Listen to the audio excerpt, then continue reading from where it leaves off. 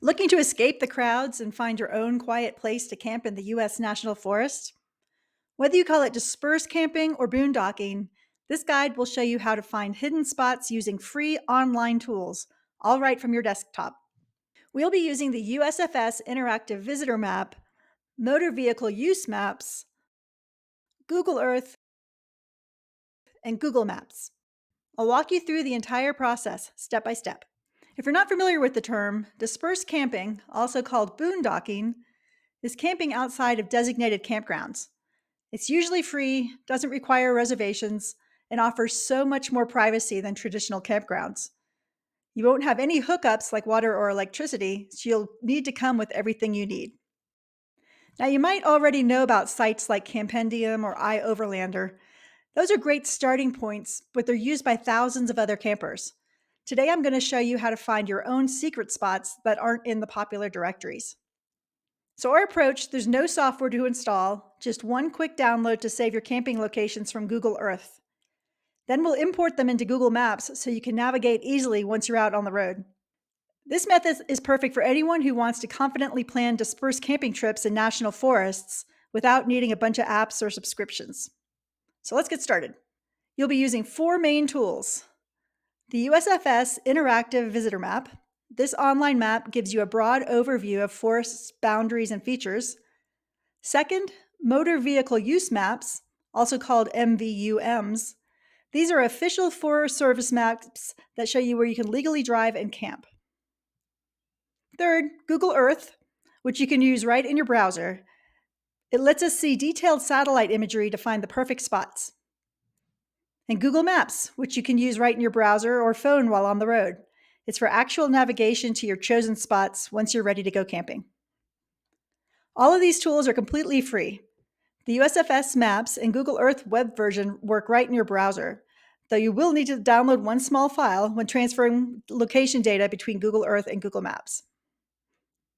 Each one serves a different purpose, and together they'll help you find legal, accessible, and scenic spots to camp on U.S. Forest Service land.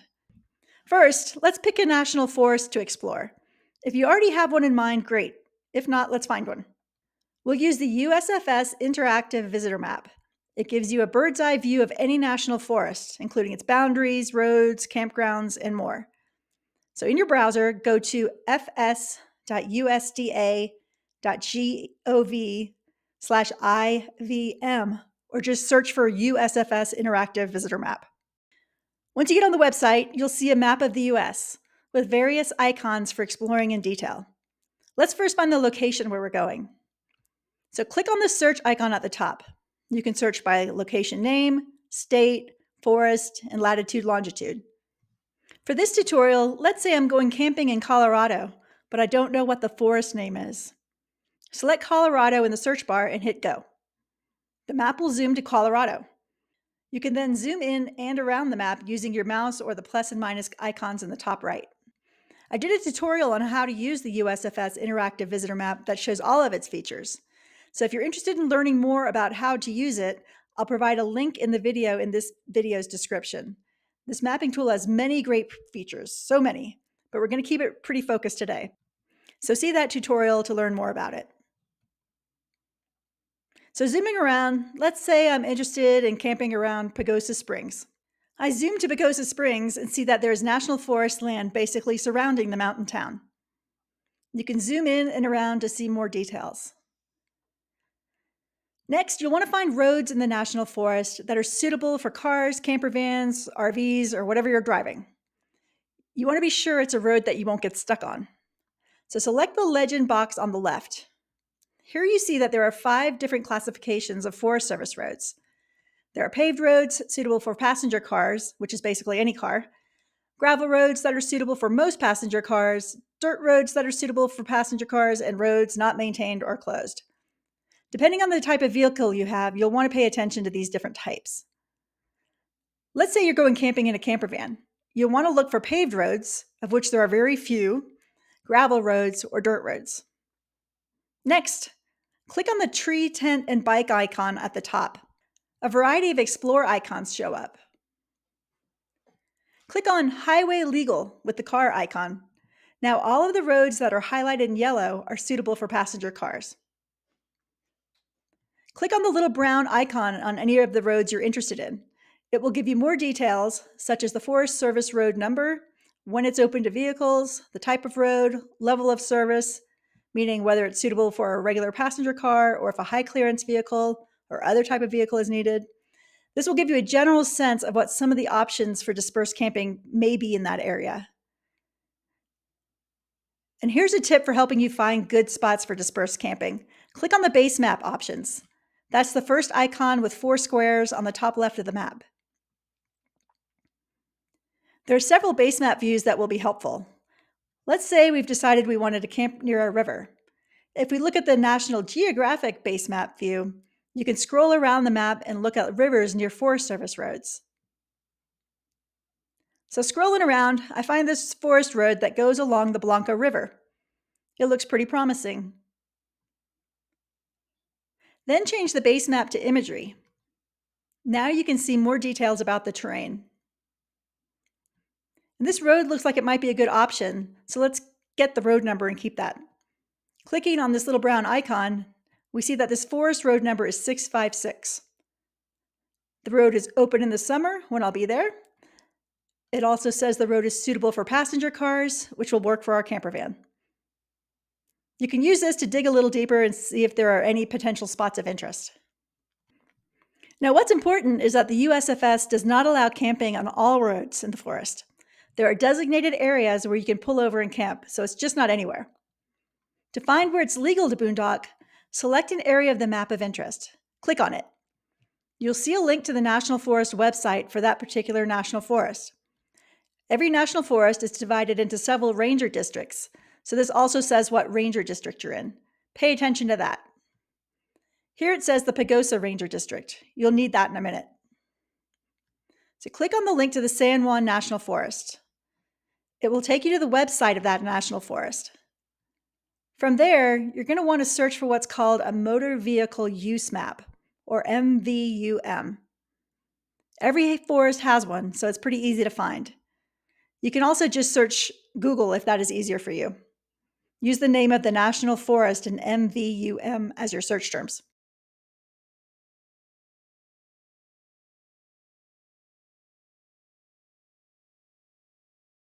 In the San Juan National Forest, we see a section for Find Your Way. It says that it has maps there. So once I get to the maps page, I scroll down and see a link for the motor vehicle use maps. It says that MVUMs show national forest roads and trails open to motorized travel. That's what we want. Click on that. The MVM maps are divided up by ranger district. If you recall, our map was in the Pagosa Ranger District, so we select the Pagosa Ranger District motor vehicle use map. It will pull up a PDF of the MVUM for that ranger district. This may seem a little old school, but for some reason, none of the online tools that I could find, including paid services, provide details on the dispersed camping locations in a particular MVUM area. So you need to use the PDF version downloaded directly from the Forest Service website. If you zoom into the legend, and every map will have one, you can see there is a listing for dispersed camping. These locations are identified by the dots alongside the roads. And scrolling down, it gives an explanation of legend items. For dispersed camping, it gives more info on what the dispersed camping dots mean. You can see here that it says this symbol is used along with a designated road or trail to indicate limited cross-country motor vehicle use within a specific distance of that route, solely for the purpose of dispersed camping. The dots indicate where this activity is permitted. They may be on the left, right, or both sides of the route. Refer to blanket statement for specifics. Okay, let's find the blanket statement and see what it says about dispersed camping. Here's what the blanket statement says. Motor vehicle use off of designated roads for the purpose of dispersed camping is permitted for up to 300 feet from the center line of the road, allowing the same vehicles as the road allows and the same season as the road is open. This applies to all the roads with the dispersed camping symbol unless otherwise posted. Great. So let's look at our map to find the dots in the area where we're interested in going. Zooming in and around this area, you can see that dispersed camping dots are in a lot of places. It's almost like, where can't you camp? But it's still important to be sure to compare where you're planning to camp with what the MVUM says is legal for dispersed camping in that area. Let's go back to that road along the river. It's Forest Road number 656. And just what we wanted, the dots on both sides of the road mean dispersed camping is allowed. So play with this for a while and find a spot where you think camping suits your needs based on the USFS interactive visitor map and the MVUM for that area. And looking at the satellite image up close, it looks like there may be some nice spots along this road that are close to the river.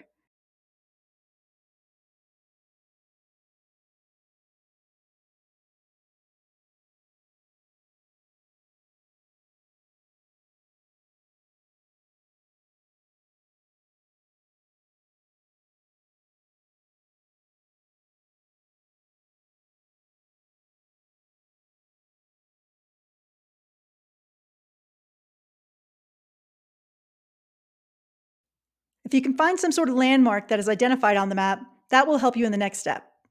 So we see here that there is the Blanco River Group Campground at the end of this road. Let's remember that. Now that you know where dispersed camping is allowed, open up Google Earth in your browser. You can use it without setting up an account, but you might want to set up an account to save information.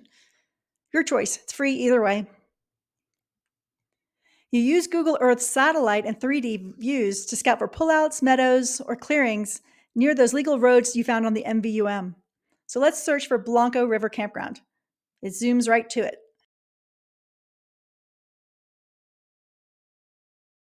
Here you get a satellite image similar to what you've seen before.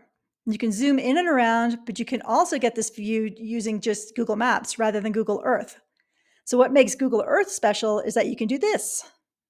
Put your mouse somewhere near the road that you're interested in. Now hold down the Shift key and move your mouse forward.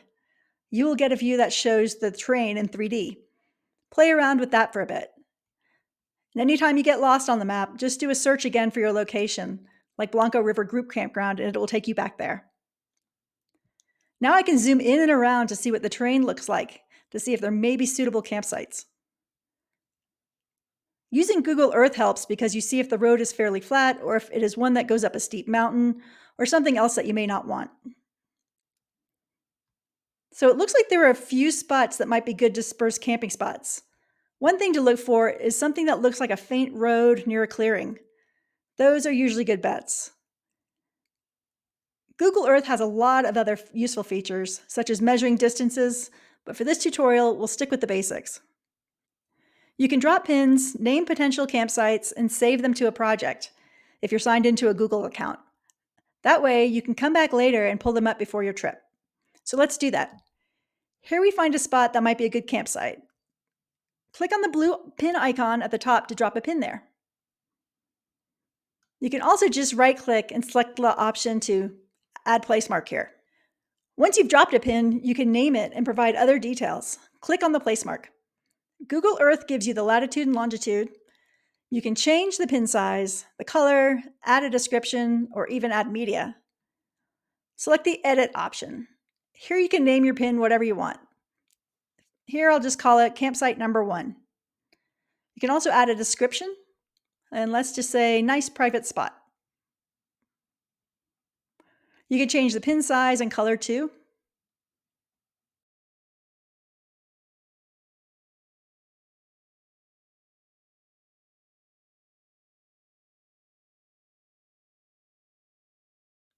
And you can do the same for the label.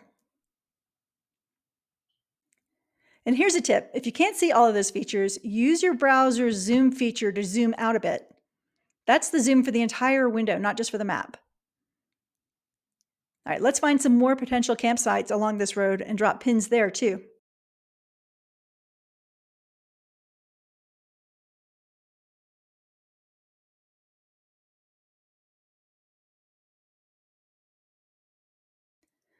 Once you've dropped pins for your potential dispersed campsites in Google Earth, you can save them to use later, even offline or in Google Maps for navigation. To do this, open your project in Google Earth, click the 3 dots next to the project name, and choose Export as KML file. This downloads your saved points as a small file to your computer. Now go to Google My Maps, that's google.com/maps, and create a new map. This will take you to a map where you can add different layers. Under where it says Untitled Layer, click on Import. Click Import, then upload the KML file you just downloaded. Your saved campsites will appear on the map, complete with any names or notes you added. From there, when you're on the road, you can open this map on your phone using the Google Maps app, as long as you're signed into the same Google account. Your campsites will be ready for turn-by-turn directions, even when you're out on the road. I'll show you what this looks like on a desktop. It's similar when you're using the Google Phone app. So click on the menu bar at the top. It looks like 3 horizontal lines. Select Saved, then go to Maps. Your maps with the icons will be the first one listed. Click on it, and it will zoom to where you placed your campsite placeholders in Google Earth. And you can right-click on any placeholder and say Directions to here, and you will get step-by-step directions. You can choose a starting point or select the My Location icon below if you're on the road and not sure of the exact location where you are. So let's say you're in the town of Pagosa Springs. Let's start from there and go to the campsite. Enter Pagosa Springs in the top location and leave the second one as it is. You'll get driving directions right to your campsite. Just make sure to download your Google Map offline before you lose service, especially in remote forest areas. So let's recap how it all works. Step 1. Use the USFS Interactive Visitor Map to get a broad view of forest roads and boundaries. Step 2. Download the MVUM from the forest's website to confirm legal road use and dispersed camping rules. Step 3. Use Google Earth to scout for actual clearings or flat spots along those roads, then drop and save pins. And finally, in Step 4, you export those locations and import them into Google Maps for easy navigation on your trip. With these free tools and a bit of planning, you can confidently find and explore new dispersed camping areas that are legal, quiet, and all your own. Thanks for watching. All links are in the description below. Be sure to like and subscribe for more helpful how